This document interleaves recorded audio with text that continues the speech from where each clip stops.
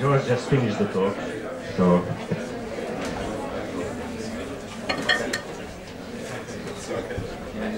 All right. So before we start with the last talk, I'd like to thank again for the speakers for coming. They didn't just give very nice words about us. They gave us very fabulous talks. So thanks.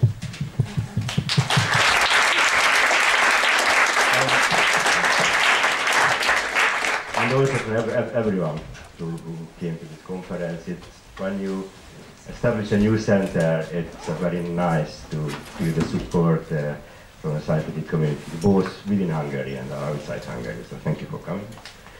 And third, I'd like to thank another person who you may not know. You may not know who she is, but actually she corresponded with many of you.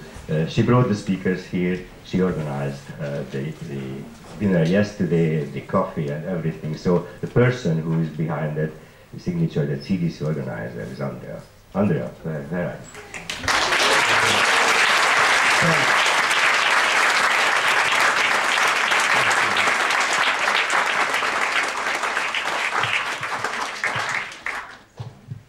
And now the second half of the first talk. I would call it the other side of the sandwich. So, given that we are in Budapest and after this talk, if I could just start with an anecdote, a very short one I discussed with Alan yesterday. In the 30s, there was the story of a man getting a job in Egypt and advertising in the city of Miskolc that he needs an Arabic teacher to learn in 1 year Arabic. And one of the investigative journalists of Miskolc has replied that he is an Arabic teacher, and for a whole year he was collecting money to teach the guy Arabic, and for every hour he just made up 30 new words and a couple of rules. So by the end of the year they did speak a language together, and then the guy took the boat and arrived in Egypt, speaking a very different language than anybody else in the world. So you have to be vigilant in this country. Anyway, Gergő has introduced our idea of natural pedagogy and the suggestion that this communicative learning system is specially adapted for the efficient transmission of generic knowledge about referent kind through communicating about particular reference.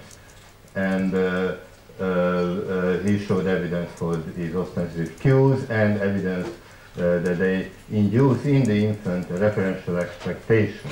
And the part where I continue the first part of the sandwich is that we suggest that this natural pedagogy system has two kind of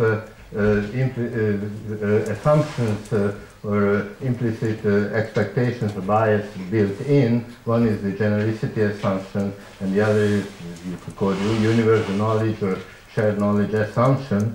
And basically the hypothesis is that we have been following up in a number of domains, is that ostensive communicative referential cues induce in the infant a genericity bias in referential interpretation, with the expectation that kind of other things being equal, or I'm not being able to make the right pragmatic inferences to disambiguate the reference, I'll take it, and I don't want to say the default because I know it's old-fashioned these days, but the default that it's going to be about the kind, and this actually is the fast lane of transmission of shared cultural knowledge about kinds without having to get bogged down in the induction problem for the child. So this is kind of Mother Nature's solution to the induction problem. However, as Mike pointed out, human communication is kind of an epistemic cooperation that is, you know, it's not only about generic meanings, but about episodic cooperation, and he said that our approach in his attack, that our approach would actually induce kind of errors in the child. It would with terrible mistakes of being the cookie in the left drawer would result in thinking that that's the cookies that it ought to be there, and that's where it is always going to be. And what I will show is that indeed there are you can be misled this way, and there are interpretational consequences of that sort that you can figure out, but they are like the small cost for a large benefit. And the other thing that I would like to make explicit, that we never claim that this whole thing of communication starts by just first generics and then somehow you learn episodic. No, there is referential disambiguity, ambiguity that you have to disambiguate. It involves pragmatic inferences you have to make, given your knowledge of the contents and the relevant factors. And however, if they are not available or you are not able to process yet these, then the default is a very useful device to take, and maybe this kind of default is also mirrored in language, as was pointed out before by Susan Gelman. So what I'm going to do, my talk will be to try to summarize from a number of domains where we have kind of followed kind of the lead of this hypothesis to the kind of evidence that we have managed to generate for the idea that ostensive communicative signals induce in young infants the interpretation of intended reference a generic bias. So let the data speak for itself. And so the first one that I'm going to briefly show is a study on social referencing that we have done with Kata Egyed and Ildikó Király, and that is really taking a different take on the standard explanation on social referencing, where the standard account is that the 10-month-old who point at an object, and the parent is establishing joint attention with the parent, and then the parent is providing positive or negative facial emotional expressions towards the reference object. The infant is through some mechanism, say mirror resonance or simulation or any other mechanism, is attributing that particular subjective attitude to the parent towards that particular object, and uses that information to then modulate his own behavior. Say, my mother likes it, I will approach it. If she doesn't like it, I won't approach it. However, here is an example that while we were working on this theory, my daughter was 22 months old and helped us to call our attention to another way of looking at it, which is an object-centered generic interpretation of referential emotional expressions.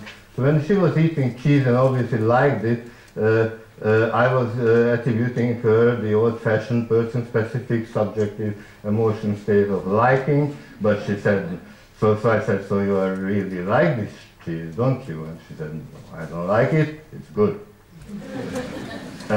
So here I'm going to explore this object-centered interpretation hypothesis, where the idea will be that the presence or absence of ostensive cues can actually switch the baby's interpretation from learning about it, that I am being informed about the object, some generalizable qualities of the object, versus if there are no ostensive cues, I'm doing my mind reading bit, and I attribute the subjective and episodic particular mental attribute that this particular person has towards that object. So that's the hypothesis, and the way we went about testing it, was using 18-month-olds and novel objects that we kind of tried to make as uninteresting and disgusting as we could have. And I find it disgusting, you like it. So anyway, we tried to make it kind of close to 50-50, and we did a baseline first to see, what the child's kind of baseline preference is, and it's a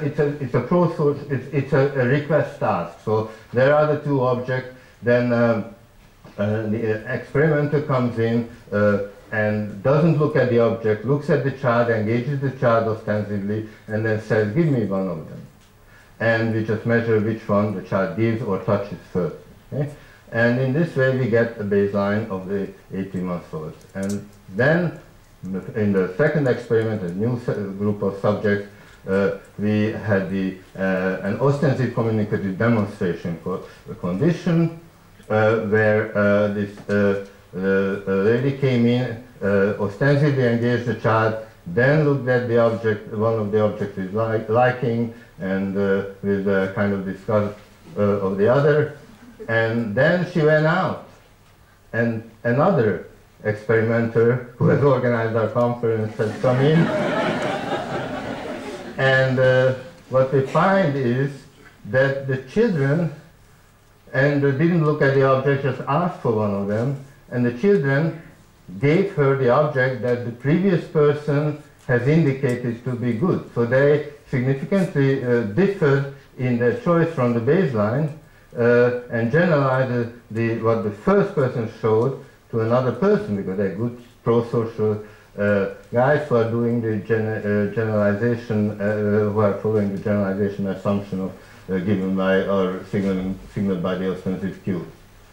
Okay, now we have done the non-ostensive version of that, where she comes in and there is a very small spot on the middle of the table that she has to look at. It's very hard to do, not to look at the baby, not to say anything to the baby, but we trained her well, so she did that, and then she provided the two expressions without any communication before.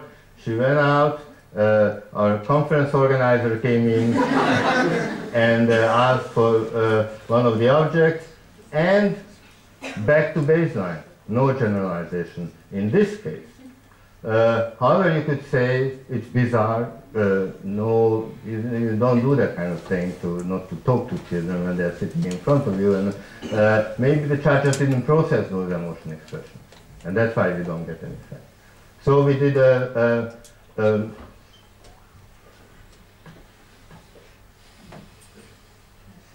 anyway, I'm sorry. I'm missing this. Anyway, what we did was, again, a non-ostensive, the same non-ostensive demonstration as the second line of pictures show. And this time, the person went to the door, but then turned back, and she herself came back and asked. And in this case, she was given the object that she indicated that she likes. So in this case, while exactly the same information that was generalized with ostensive cues was not generalized, but was processed and was attributed as this person's personal subjective attitude, and which was then satisfied pro-socially by the child. So this is a first demonstration that shows the evidence for the interpretation modulating role of ostensive communicative signals, where ostensive cues seem to have induced a genericity bias of the referential interpretation and resulted in the generalization effect. Now here is a wonderful series of studies that Gerge done with Danny Hume and Mark Johnson, first with infants, and I'll show an adult version of it. And this really is kind of can be applied to the general question that when we talk in this language, that there's an implicit assumption built in, or there's a genericity bias, How is it implemented? What way can that be actually built in or in the system that has evolved to actually put that bias at work? So what this experiment looks at is whether the child is actually equipped with some type of knowledge, kind of prior, as to certain type of information are irrelevant for generic for kinds, and others are, and whether that can be triggered by the ostensive skewing context.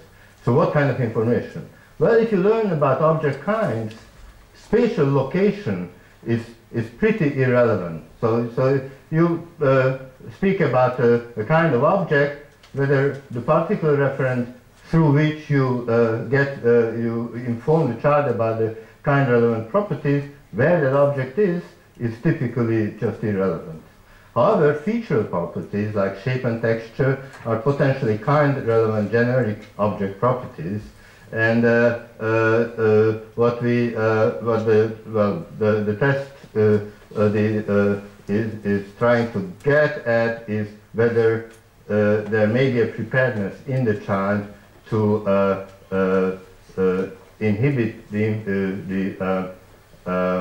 selectively inhibit the encoding of spatial location when ostensive referential signals are given, and at the same time enhancing the encoding of feature properties during object processing, and you can guess the kind of the potential neuropsychological implications of the maybe the ventral and dorsal pathways differentially being triggered to be involved in the processing of the task, or limited resources becoming differentially allocated. So here's the study. This is with 7-month-olds, 9-month-olds, and they either see a goal-directed or an object. Okay, so this one is the ostensive referential action. I'm sorry, I'll have to go back and do this again. This poor woman behind the bars is trying to communicate about the object of the building. Okay, come back in 2 years now. The other one. Okay. Here there is no eye contact, little vocalization to equal it out, and she is trying to grab the object. So it's a goal-directed behavior with no communication involved. Okay? So this is the goal-directed case, and this is the ostensive referential case, and then and after that there are 3 potential outcomes for 3 different groups of children. Is that right? And one of them is a no change condition. So you reveal the same object again, and you measure looking times, how long the baby is looking. One of them is a spatial change position. It's a little bit displaced to the right. And the other one is a feature change. At the same spatial location. And what you get is this. In the goal-directed case, the location change is clearly detected, and longer looking times are showing that detection. However, as if the child didn't actually notice that there was a change in the features. Obviously, to grab the object, it is very important to know where it is, however, if you want to learn about the object kind, then the features are important and the spatial position is not. And indeed, in the ostensive referential condition, what you got is detection of you got a strong interaction and a detection of the feature change, while no significant difference to the baseline for the spatial change, as if the spatial change was not registered. Now, recently, Hannah Marno her PhD work is working with Gergo on an adult version of this task in using a change blindness paradigm with a touch screen, where what you get is something like this. She's pointing at an object that is one of those objects, many trials, and then the screen disappears, reappears, and one of the objects is changed, either position or feature. And you have to touch the object on the screen, and the data is error data. So that's the ostensive referential, and this is the goal-directed one, where she's not looking at the child and is trying to grab one of the objects. Okay? And what you get is this result. You replicate with adults the result in the correct change detection, or the error, percentage of errors. In the reaching case, they are better in detecting the spatial dislocation, while in the pointing case they are better, they are worse in detecting in the spatial location, and they are somewhat better in detecting the feature case.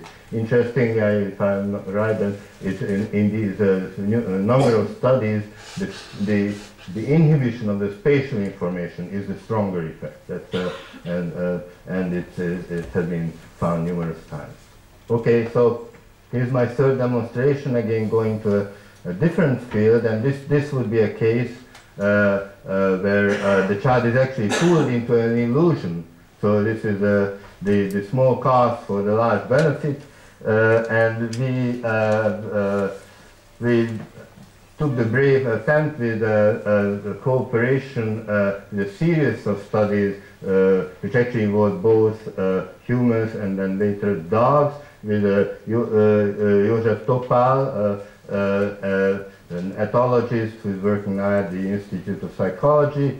And what we have done is we took the classical Piagetian paradigm, and I don't think there is a paradigm that has been more over-researched than this paradigm for the last 50 years or so, and the robust phenomenon that in an episodic object hiding and searching game, when there are two cups, equal-looking cups, cup A, cup B, and the experimenter hides the object, as in all of the developmental studies up till this new approach came in, just to get the baby's attention, you were engaging them with ostensive cues, and then you show the object and hide it under under A, and the child can retrieve it. And you do it 3 or 4 times, and then the 4th time you hide the object under B, and the child is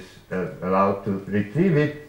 And this was kind of Piagetian development of the stages of object permanence, the stage 4 stage between 8 and 12 months. A robust perseverative search error appears, where basically during the B trials the child goes to the A hiding place where it was hidden before 3 times, and even though it was very in front of his very eyes, and she's still looking for the object under A. Now, the currently, different from Piaget, but the currently accepted familial explanations involve memory effects, and the central notion is that this is a prepotent response that has been reinforced 3 times, and because of maybe maturational factors, the executive functions, there is a lack of ability to inhibit this prime and prepotent response. So therefore the child, even though he knows it's under B, he actually reaches back to the empty cup of A.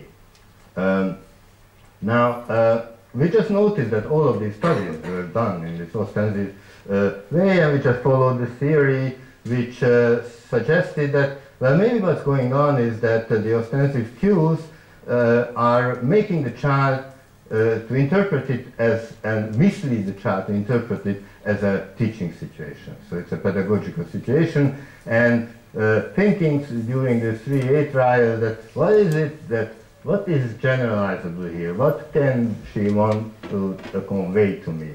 And you know, there are several potential possibilities. And for example, it may be about the function of the container. So, or it's a convention that this is where we keep this kind of object, or this particular object. That's the place for that's the pencil holder, or if we hide a pencil. So here is how we did the study. Oops. Look here. That's the B trial. So as you can imagine, the A trial. And now it's the child's turn to search. What we find is we replicate the effect. There is, in this case, the way it is presented is the ratio of the number of reaches to location A. So there's no significant difference during the B trials. They go more or less the same amount of time to A, so there's a massive perseverative error. Now we have done that, we took away the ostensive cues, so we've done this ghost condition. Otherwise you get the same amount of trials, so the same amount of reaching behavior that were successful and reinforced. So according to the lack of inhibition account, you know, you should get the effect. And what you get is a robust reduction of the error. So when communicative cues are not there, the child performs much better, not committing the error. So we became a little bit braver, and she simply looks away. She doesn't look at the baby and doesn't vocalize as the mother is, and she does the same thing. So there's no communication involved, even though the person is fully visible. And in this case, and again, we get a robust reduction of the effect. So these children were somehow fooled into misperforming in the ostensive communicative case, and we gave a radio interview about this paper that came out in Science, and the woman who asked the questions said, so the message is then for the Hungarian mothers is that don't communicate with your child if you want to make them clever. And of course we intervened and okay, so okay, so this is really nice because it's in the sense that and made a splash because it's a very accepted, fine explanation that we have refuted. But our explanation is somewhat inferential. We have not actually shown that it is that the interpretation, this is what the container is for, what drove the effect. So we are currently, this is ongoing work with Tibor Tauzin and colleagues, where we are trying to get closer to this in a positive way. So we said, if this is a generalization about the container, then what if we use two different containers that look different, and if the generalization is kind of attached to one of the containers whose function is to hold the object, we do in one condition we just do as normal, and the other condition before the B trial we switch the two containers. So now in the B trial the right container, who is featurally right container, is now in the B position. And we haven't finished this study because there's a low end, but it looks that that really is successful. If you look at the blue lines, the B trials, in the container switch condition, they do much better. They commit much less error. So it does have to do maybe something with the features of the container and not just the location of the container.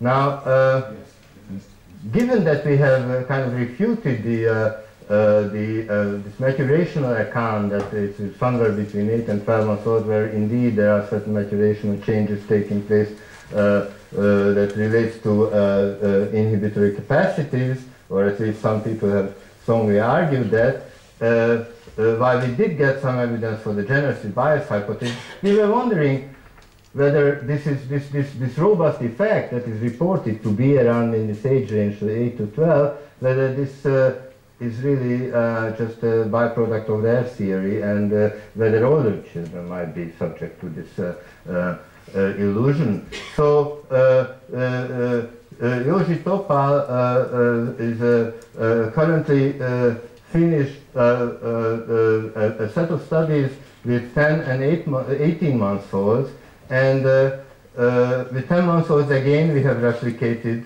the effect between ostensive and non-ostensive conditions, and with 18 months olds, while the effect is not as strong, it seems to be there. So is 18 months olds are also doing one-tailed significantly better in the non-communicative than in the communicative case. So, so what is going on? So one hypothesis is they are also subject to the illusion of being taught. Is it possible that the majority of the 18-month-olds were still fooled by the ostensive cues, suggesting that this is a serious teaching event, and so they do exactly what the 19-month-olds, maybe some of them don't already, that's why they figure out it's an episodic game, but still we get exactly the same effect. But then there is another possibility that came to mind, which is that 18-month-olds already are involved in pretend plays. And this is a situation that can be actually glossed as a pretense that we are playing. She's maybe what the child is doing is she's assuming that the demonstrator invites them to pretend that the function of this object is to, that's where we keep the object that we are hiding. So how could we test this? And what, so it's also interesting from the point of view of how we can differentiate between, which you were asking us to do, between serious teaching, pedagogy, or pretense type of communication. And one potential way to do that is that if in a pedagogical situation you are expecting not only that what you learn is generalizable, generic to the kind, but also that this type of representative kind relevant information is shared by all members of the community, just as a new word. When you learn, you don't have to learn that every single other person in the community knows that word. However, if it's a pretense situation, then we are playing the pretense, and you and I stipulate that for us now in this pretense world, this will be a pencil holder, okay? So what we did was we did a demonstrator switch at the B trials. So and we did that both for the 10-month-olds and the 18-month-olds. After the A trials, the demonstrator went out, and another person came in and did the B trials. So in the 10-month-olds, this didn't make a difference at all. They went on committing the error. They really learned that that is what it's for, and everybody else knows that, so the new hider is expecting the same thing from me as the previous one. However, in the 18-month-olds, there is a disappearance of the effect. I mean, they do much better, and as if they would be quite clear about the fact that the new guy is not playing the same, cannot play the same pretense stipulation because we wasn't there when we were stipulating it. Okay, let me just briefly say that because of its, I think it's great interest of that, we have extended with the leadership of Joži Topal, this to study with dogs. We have been cooperating very fruitfully with his group in a number of studies with the interest of the unique feature of dogs as the only other animal species about humans who are sensitive to ostensive communicative cues, and they are even passing the object choice task that the apes don't pass. So we have, there was not much in the literature about dogs actually committing the, being in the stage 4 state of Piaget and committing the error. But in fact, a long time ago, with John Watson, we have been cooperating on a study actually on logical inferences and in humans and in dogs using the object permanence tasks of Piaget. I'm not going to go into the study, but in that study we look back and there were a lot of ostensive cues and we did find an effect of perseveration. So we thought we may be in business, and we did it with in a social communicative hiding condition where the demonstrator is showing up, communicating to the dog, and then hiding the ball under A 4 times, and then changes the location to B, and the dog is then allowed, after every try, is allowed to go and fetch the object. And in the non-social hiding condition, there's an invisible device with an invisible or transparent string. We are pulling in the object from the side, so there's no human communicative presenter of the hiding event. Otherwise, everything is the same. And what we find is that it works in dogs even stronger than in humans. In the social communicative conditions, you get the effect, they do the perseverative error, but in a non-social condition, it is just totally abolished. They're perfect. And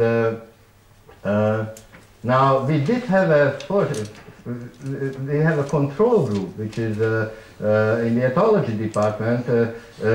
Joži and his colleagues are raising, the PhD students are kind of enculturating wolves. And you can actually do that and have a pet wolf for about, I don't know if I'm wrong, Joži, you should correct me, for about 1.5 years. And you can sleep with them and everything and bring them in the lab. It's really funny to see them. And then after 1.5 years, you have to stop that because they eat you. And, but that's enough time for us to have a control for the, so the enculturation, social scaffolding effect. So with this wolves, and wolves are really great. It's really, they don't care whether it's ostensive or non-ostensive. No inhibitory control problems. They go for the food very well in both conditions, and they do very well. So it is dogs have it. Humans have it. Dogs have something, which is now the question: is it the same as what humans have? Do we want to say that that dogs are also? We have being little Mother Nature selecting dogs to be semantic learners about object kinds. I was kind of reluctant to take this position, to be quite honest, and we were playing with the idea of how else to explain this and how to test it. And so the idea is that dogs have been selected for ostensive to be kind of human-like and be responsive to ostensive signals. But those really communicate episodic imperatives for them. Go fetch, and do it now, for me, and there. It's an episodic situation in which they perform the couple of things that we have bred them for. And that would keep this in the episodic realm, and to test this difference, to test whether there is a difference between humans and dogs, what we were doing is a demonstrated change during the B trials for 10-month-old human infants again and for dogs. And in this case, from first hypothesis that they are just, they have a natural pedagogy and generalizability bias, it would predict generalizability of the effect across the two contexts, while the second hypothesis, the episodic command, which ties the interpretation of the ostensive message to the particular person that is giving the message and to the particular episodic situation, changing the person should change the message, and indeed that's what they find. For infants, there is no change in the search bias, but for dogs, they suddenly start to search correctly. So this basically just said what I just said in my interpretation of the data. So let me turn now to a set of studies, again in a different domain, where we have tried to, well, it really has several kind of aims, this series of studies, but we were interested in learning about kinds and using the object individuation paradigm of Fei Xu and Sue Carey. And we were interested also in the potential, what kind of concepts infants might have evolved for artifacts. In particular interest was whether the kind of proper function, that one function is the proper function of a artifact kind, is this kind of a later stage theory construction due to the understanding of the derived intentionality of the creator or designer of the instrument, which was the line proposed by Deb Kellerman and Sue Carey, and which does have supporting evidence of different kind, but there is a lot of, for example, functional fixedness studies, but it's a little bit of a messy field. So there's a lot of, so I'm going to propose that we show something that shows that kind of commitment to an essentialist view of one function goes with one artifact kind much earlier, and maybe at around 5 years of age, there is a kind of a representational redescription or a reconstruction in terms of the derived intentionality of the same bias that is already there earlier. So, well, this is just the intro to the object individuation studies that most people I would assume know very well. These are very famous and wonderful studies where sortal kind categories are identified by adults by using spatial temporal criteria and also feature-based criteria. However, in these uniquely creative studies, Xu and Carey have shown that if you take an object like a dog out from behind the screen and then you put it back and bring it out on the other side, and it's a bow, so it has changed its features. However, in terms of spatial temporal continuity of movement, it could have been the same object. While 12-month-olds, when you present after habituation the one or two objects behind the screen, 12-month-olds expect two objects like adults do, but 10-month-olds are quite satisfied with one object. So it seems that 10-month-olds not use the feature-based object identification or kind identification, kind-based identification on a feature ground, but only on spatial temporal ground.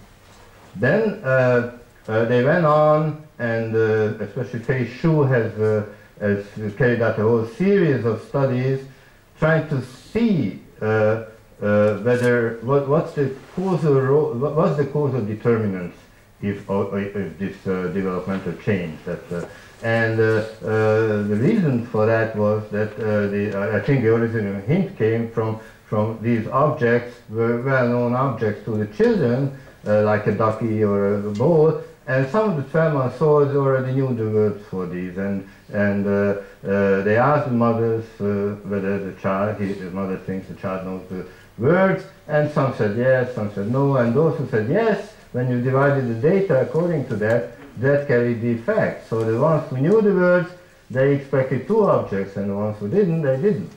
So Feishu went on to develop and to test the hypothesis that maybe the power of common nouns in activating sortal kinds has a specific and language-specific causal power to induce this effect. So what she did, she replicated the original paradigm, but now she just named these objects. Look, Johnny, a duck. And in this case, already 9-month-olds expected two objects. So linguistic labeling seemed to trigger, well, not seem, triggered the assignment on sortal kind category membership. Since there are two different verbal labels, there must be two different kinds, so there a differential numerosity expectation follows. There has to be two different objects behind the screen. They also went on to test other types of non-linguistic auditory stimuli, like emotive sounds, positive or negative emotive sounds, and that did not do the job. So it seems that language seemed to be the best candidate. Since then we know it's a more complicated story. Luca Bonatti has shown that for certain kinds, like human doll faces, you do individuate a 10-month-old if a human face and a dog face is brought out, for example. This is a well-known paper called the hypothesis of the, what is it, first human. Yes. Yeah. And since then also Luca Surian has produced data that with 10-month-olds again, where self-propelled movement versus causally, externally caused movement is sufficient to get the effect without language in 10-month-olds. Now we were after a different kind of line here, and we were asking what other kind of non-linguistic input conditions may trigger sort of kind category kind of opening an object file for sort of kind category, and we were interested in artifact functions because of their special nature later, having to do with the proper function of this artifact kind. And we were wondering whether the ostensive manifestation of the function itself might be an information that without language helps the child to open and to assign a kind to that particular function.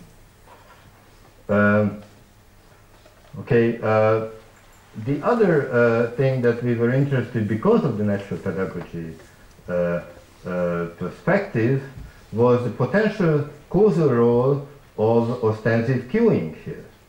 If ostensive cues induce the genericity bias, then they may contribute to the effect of taking the manifestation of that particular function demonstration in a referent and attribute an opening a sort of kind concept where the essence placeholder for that concept will be filled by that particular function.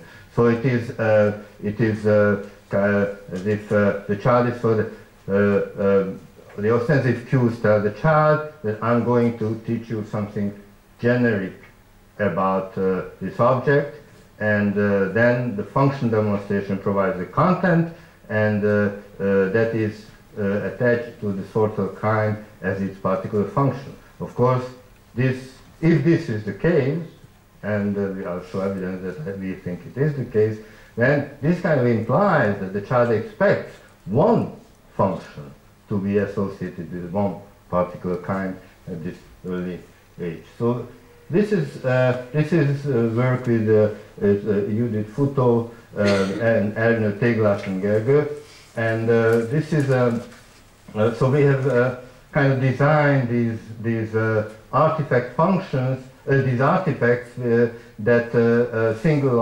artifact objects that had a manipulandum. So here this object, and these were novel to the children.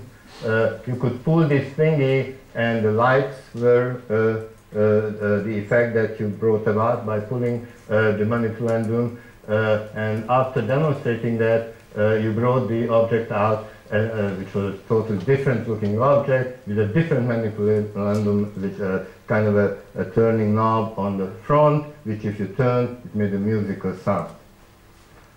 And the way we did it is that we presented this to 10-month-olds, and we did not label these objects. So, however, I'll call attention to, we did, as all of these studies did, that before bringing out the object, we provided motherese kind of attention-getting and communicative cues. So we said, "Yeah, Papa. Yeah." "Hi, baby, hi."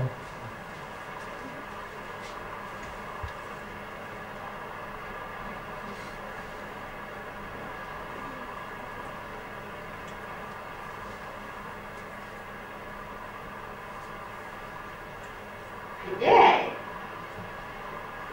At 10, look. Okay, so this was the paradigm, and what we found is a very clear object in the expectation for two objects at 10 months old without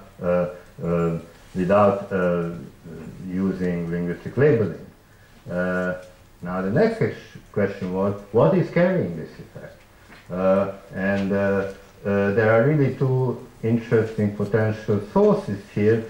One is that, is the causal intervention by the hand, is that something that is really necessary in order to assign the means-end structure to this to the change of states that you perceive? And the other is that even if that establishes the function, the child is very good, we knew from previous research, is very good in understanding functions very early on, but is he committed to immediately assign it as the proper function of that object, or does he need something more, and maybe ostensive cueing tells them that this is not just a functional use, but this is the functional use, and now go on, bind it to the essence space order in some way. So first, to dissect these, first we had motherese remaining, but we kind of edited out the hand. So what you see is this kind of interesting, you could say, well, such as self-propulsion and or internal power of to change your behavior without any external causal impact. So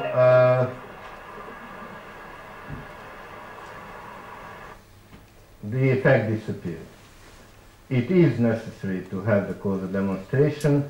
Maybe the children do categorize it as an animate object, an open and animate kind, but they don't know, you know, there's this feature bundle which shows these self-induced movement properties, but now it comes out on the other side, it still shows the self-induced movement properties, but in the meantime, the features have changed, so, and they are blind to it. So now what we've done, we have put the hand back and we have gotten the Motherese ostensive cue by synthesizing it, making it a non-human, non-speech sound, and also kind of transforming it, turning around the intonation part and to break up the Motherese in every possible way, but still have a kind of a physically correspondingly acoustic and intensity-wise corresponding properties of a attention getter. So this was, oops.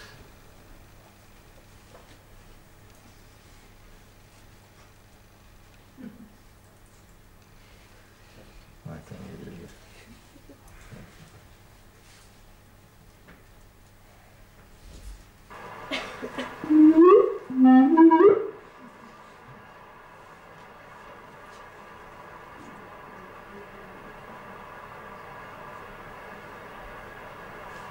So, no doubt the child gets sufficient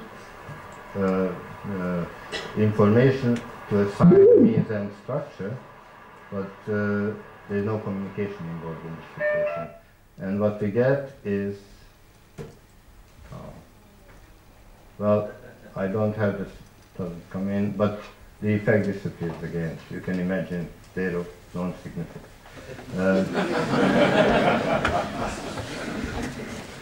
So this then still, okay, so you can say that observing a special functional use of a reference object is not sufficient here for interpreting it not as a function, you interpret it as a function, but as the essential function of the kind the referent is for. And we wanted to, however, we still didn't know whether the differential, in what sense, whether the function information or the feature information is what is more important in this case. So here is another illusion, Mike, that we have managed to tease out of these children. What we have done is we merged these two objects and made one object out of them with two manipulandum and two effects. So you could pull the thingy and it was a flashing light, or there was on the very same object the turning knob and it made a sound. And this one single object was brought out, and on one side we have the hand demonstrated one of the effects,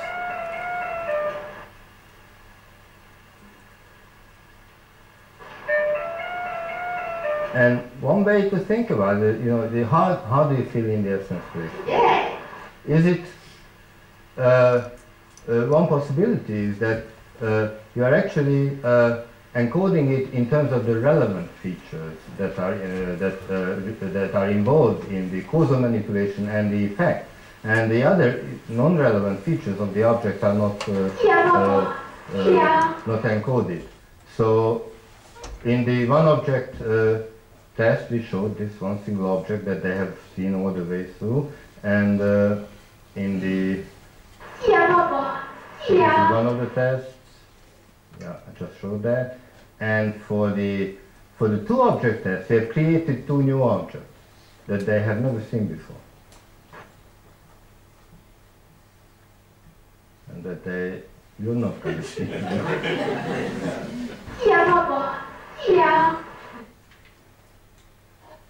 Now, as you can see, these objects are different, but they correspond. They have exactly the functionally relevant features on them. So if they have filled in with this feature, selectively bound these features to the sort of kind that they have opened, and they have considered that to be the essential function of the object, then these two objects are perfect candidates for what you have seen, and they are fooled into the, aha, I've just seen these objects. No. And indeed, we got a very clear effect that of expecting two objects that they have never seen before, while being really surprised to see the very same object that they have seen all the time. So that suggests that ostensive cues resulted in function-based kind assignment, and 10-month-olds seem to or may have an evolved concept of artifact kinds where a sense placeholder is specified to one particular function. They are not claiming, and we have to do a little bit more work to really make that stick, but and we are of course not claiming that this adapted concept structure involves an understanding or the content of an inventor's intentions. Is just a commitment to one function. Well, and it's an expectation for one function which will become interpreted later, maybe, and maybe as late as 5, as the function that the creator had in mind and that drove the design, and that will be the interpretation of the single function mapping to one object. This is just a lot of words to say the same thing. So, thank you.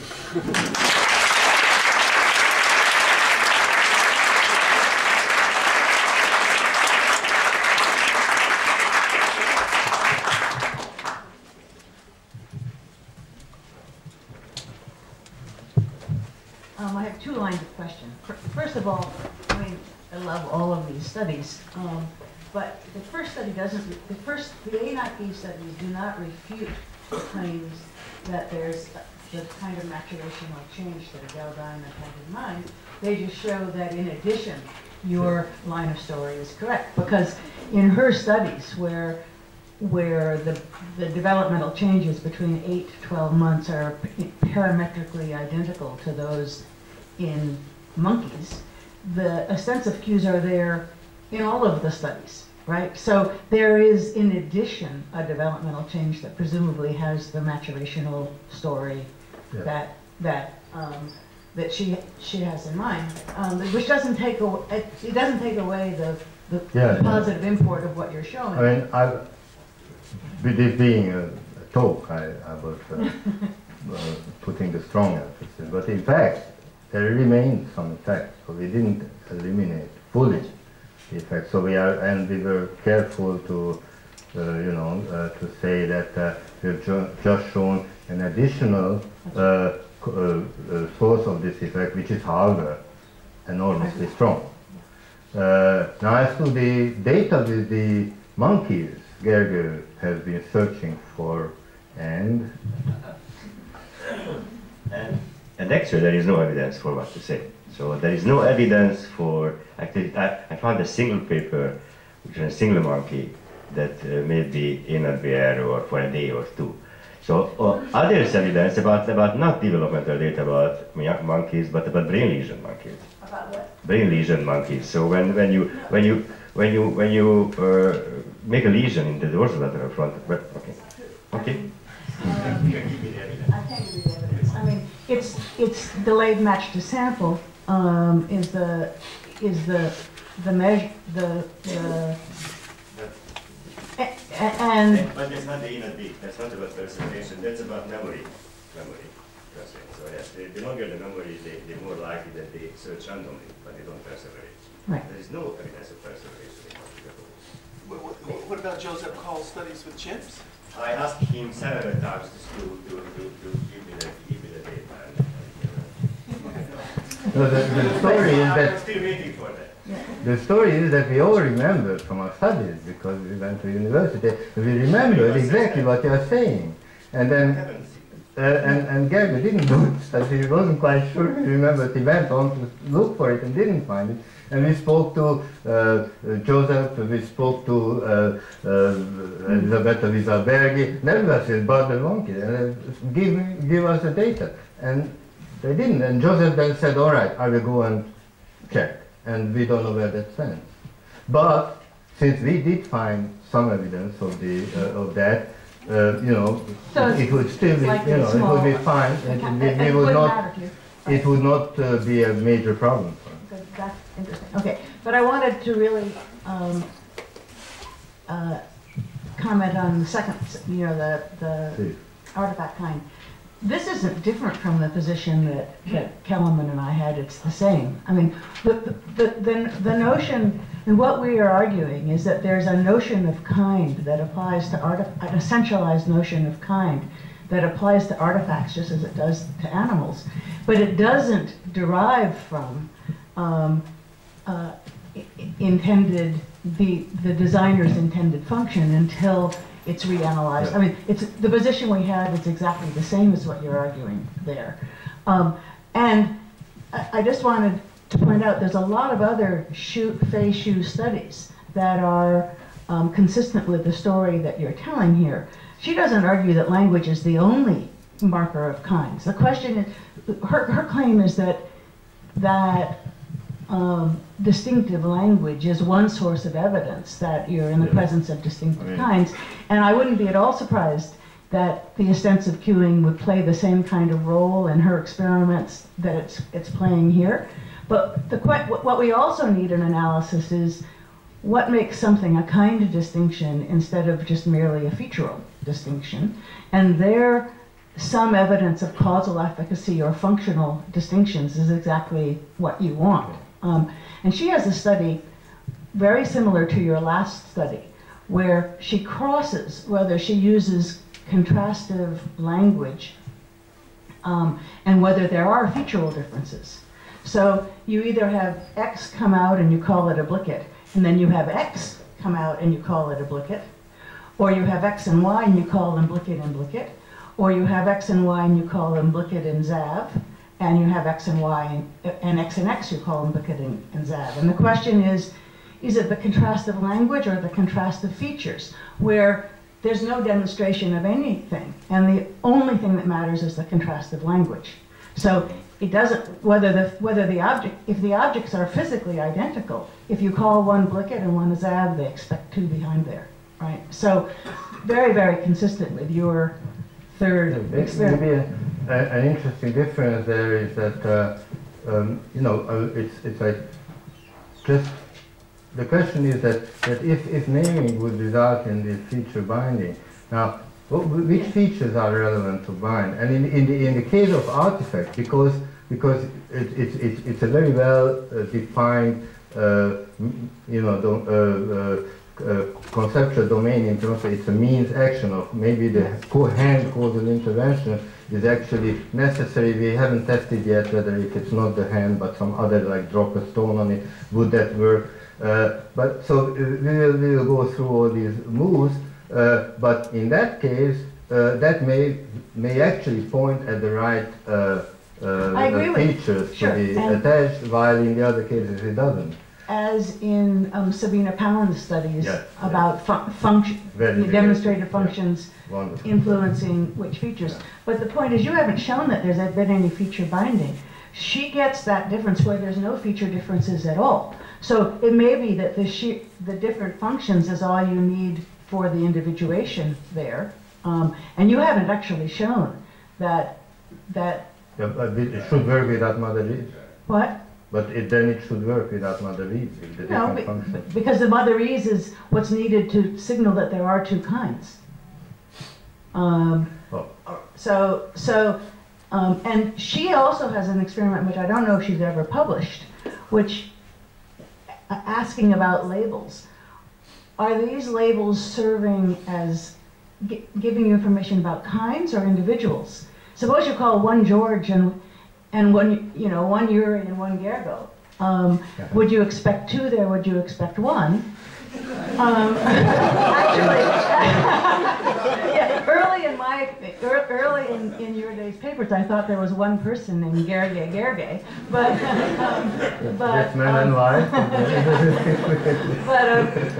But what she shows is indeed they are assuming that these words are sort of kind terms, not proper names, in a really elegant experiment where, it's too long to explain. So does it imply that the syntactic frame, it's not the syntactic frame that's doing it at 9 months, but it's just that I can tell you the experiment afterwards. Yeah.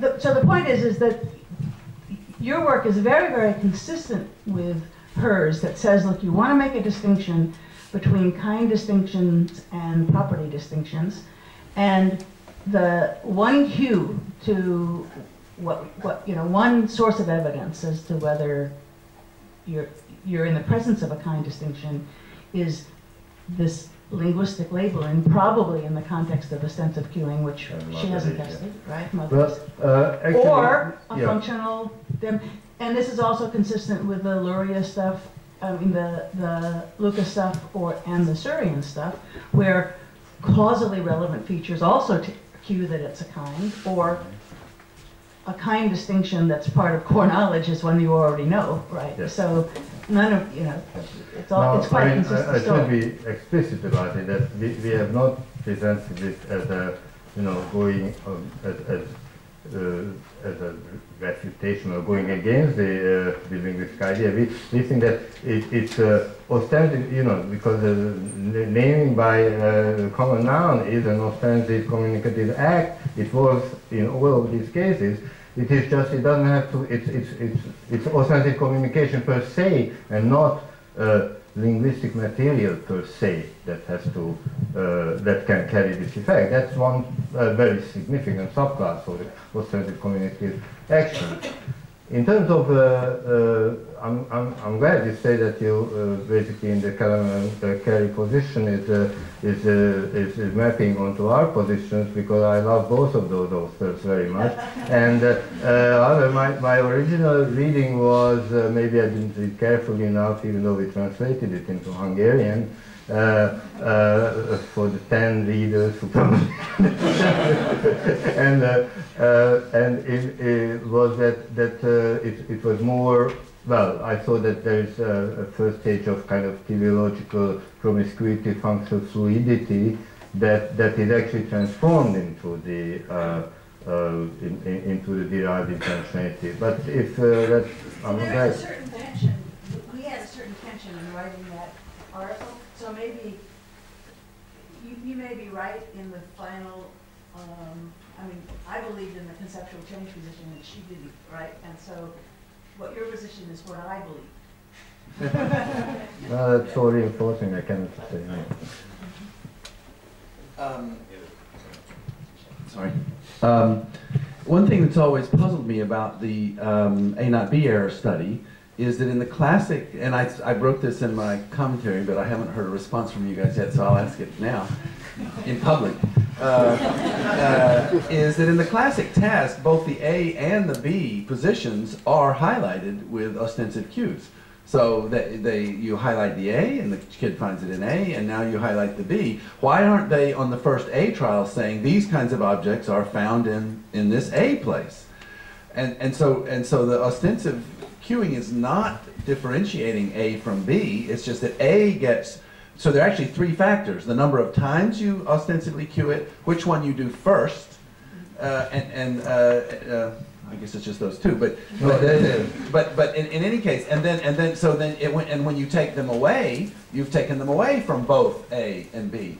So for it to be an effect of making the error, then somehow the second one has to override the first one. So if, I'm sorry, to overcome the error, the second one has to override the first one, that, oh, now it's in B, now she's corrected herself and told me it's in B, and the younger kids think, oh, well, somehow the 3 was first and it was more or whatever. So it's actually not the ostensive cue that's driving it, but somehow some other factors about differentiating A and B. Well, we read your comments. We were thinking about it, and the one thing that I think it's, if you have to be followed up, but one thing that you wouldn't want if you have a kind of a natural pedagogy system is that once you learn something that you think is kind of shared knowledge and generic and you have epistemic trust, that you don't want to override in the first possible instance after 3 applications. Maybe you made an error, maybe you need more evidence for that. It's true that, so the order effect is there, and also there was, because of procedure reasons, to make it comparable to the dog stuff, the ostensive cues for the B trials were only at the very beginning, so that before going to A, and when they were hidden in B, there were no extra ostensive cues. It was a little bit further away in time. So there's a question of segmentation here as well. But so basically, what I would vote for is something that you learn from an ostensive, explicit teacher. You don't immediately relearn it. It's also a question, you know, A teaches me this, B teaches me that. So what is it? We just don't have much evidence about the frequency effect and the potential contradiction between equally reliable potential sources of teachers, whether how conservative the child is sticking to the first revelation. But in the basic phenomenon, you have to explain the developmental shift, why the younger kids stick with the A, whatever stuff they've gotten about A, and then fairly quickly later, within a few months, in the situation where everything is with ostensive cues, like in the classic task, within a few months, all of a sudden they switch over, and now they've changed their criteria of the type that you're talking about. You mean the 18 months old? I just mean in the classic task that you know the 8 and 9 and 10-month-olds are doing it, and all of a sudden 11 or 12 they're not doing it anymore. Well, I'm not so convinced, because we've shown it in 18 months old. I mean, you give the explanation simply. I mean, sorry. Simply, by the time they actually understand the game, the kind of game that you play, you play with 1-year-olds, for example, in the object choice task. This is a hiding game. So this is what's happening. 10-month-olds simply just don't understand, completely misinterpret the situation, and therefore they go for the default that I am being taught. And it's as soon as they start to understand it, they of course they are not fooled anymore, because they know that this is about I have to follow where it is. So I just really wanted to ask, I mean, just as part of this, I understood that the sort of key thing in a way, the key new finding that Dell Diamond had all these years ago, was that there wasn't really this Piagetian switch at 12 months. It was that you had, to get the error in the first place, you had to stop the baby reaching straight away. Piaget knew that and said, well, of course, that's not a fair test, my action schema, business, and so forth. But then what Diamond finds is that that period is approximately 2 seconds at 7.5 months, and then it's 4 seconds, 8.5 months, and then it's 2 seconds. It's plus 2 seconds every month. It's just that when you get to 12 months, you have to hold for 10 seconds, and who the hell is going to do that? You know, to be just to get that error. So if you just behave in a normal way, it looks like, well, when you get to 12 months, they suddenly pass it. But then, now putting that finding in the context of your finding, how do you explain that, you know, increase of the delay is necessary in order to get the error in the context of extension?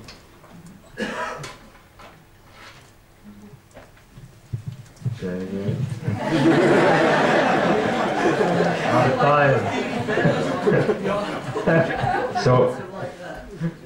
there are two things that we have to explain here. First is whether they find it or not. And so what all these studies show, that if you lengthen the time, their memory just fades. So I don't know what's happening, but they don't remember it either. At least they search location, but they search random. Right? That's one kind of thing. And the other kind of thing that just explain the perseveration. So what we want to explain is the perseveration. In fact, if you look at our data, what you find is that when you remove the ostensive cues, they're still not very good. These are 4 seconds delay for 10-month-olds, so it's just about to bring. They are hardly above random. So practically they're random. What we managed to find is to remove the perseveration, that remove what we think that they think that this is how I should find it. This is how I was taught, right? But not the memory constraints. They are still close to random. So So my question, I guess, is somewhat related to this. Not quite about how many times you repeat these ostensive cues, but in general, what influences the scope of the effect of these ostensive cues? Is it the whole context? Is it just a single object? Is it a group of objects? If the mother or the teacher scratches her head, does that, you know, is there an illusion there too, that's part of what is being taught? Can the teacher somehow have a fine-grained control over this scope?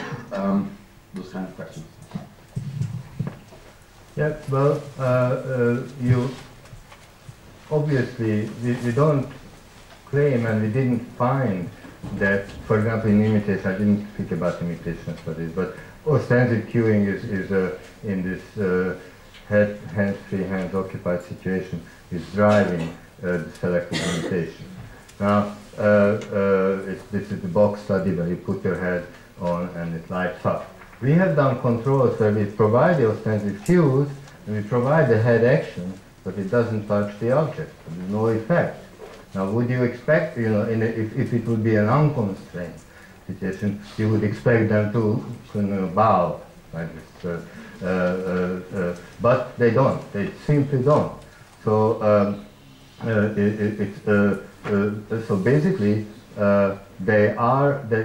It has to be. In that case, is the opacity aspect. They have to have a partial understanding. They have to have a relevant space established within which the you know, as Gregor said, you expect an informative content, but you don't know what that is, and you do have to have ways of inferring or reducing solving the frame problem here to know what is the most relevant thing here that is being shown to you. But in that case, it's not the ostensive cue that tells you what exactly. The ostensive cue is contentless. What it tells you is the intention, that you have an intention of conveying a referential intent. It doesn't say anything about what the referential intent is. So all the child knows that it's a referent in this case, and in these situations that we created, they can disambiguate that referent. But we think that in the head bending study, they really cannot solve that problem because it's not. They don't understand what's relevant about doing this funny movement. So because they cannot. While in the means-end structure, they understand it's a means-end structure, but what they see the manner, the choice of the manner of doing it is saliently different from what they could have done, but they didn't. And so therefore, that's the most that kind of shines up as the relevant thing that he wants to convey. That I don't know what we are not saying now that because this must be rational, because as we did in the Nature paper, because partly because if you remove the ostensive cues, the effect disappears. So basically, it would be just your assumption that this is a rational agent, then you should get the same effect in a non-ostensive case. It is opaque but relevant for some reason. So it is, you know, part of cultural knowledge that is shared, and this is how we do it. You know, there are certain churches where you put the hat on when you go in, and others where you take it off. So these remain opaque probably. Unless you do a lot of hermeneutics or whatever, but you carry them on because everybody is doing it.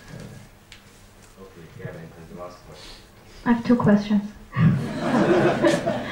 Okay, so once we are at it, I also want to ask a question on this perseveration arrow study. So how did you ensure attention of the children in the non-ostensive trials? Was there anybody guiding their attention to the presentation or sound? Yeah. So what would you expect to happen if another person would use ostensive cues and draw the attention of the child to the hiding event of a person who does it but not in a demonstration mode? So like the mother is sitting there and saying, hey, look what he's doing. Would you expect, so they have the ostensive cues and somebody's telling them, hey, this is important. Would you expect them then to have to show the error again? That's an interesting question. I would like you to run a study and tell us. There are so many of them. But no, it's also interesting, like what Gergo did, separate out the source of the female-male voice and the ostensive cues, and so it's a question whether they have to come from the same source. However, just as this maybe gives me an occasion to come back to the point that Mike raised, that the 3-year-olds, if they see just oversee a person really engaging in a novel but intentional action, say, in the means and action in the novel, then they know that this is how we do it, and they learn it. You don't need ostension. We think that children are very, the ostensive cueing also acts as a kind of bootstrapping device at the beginning, and children pretty soon learn to, first of all, to oversee ostensive communicative situations from a third-person point of view, and learn what is taught by B to C if they are A. And they also learn, if you go to a new culture and you see, especially if you see several times that people do a thing in a certain way, then you can also learn cultural knowledge that way by pure observational learning. So but that's not the fast lane and not the initial way. And so ostensive cueing is not an absolute precondition for this in these cases. All right, thank you.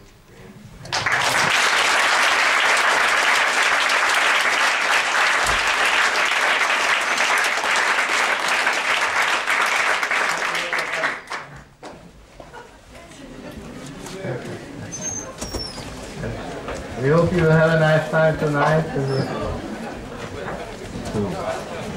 Oh, it's yours. Thanks for staying. I enjoyed the whole competition.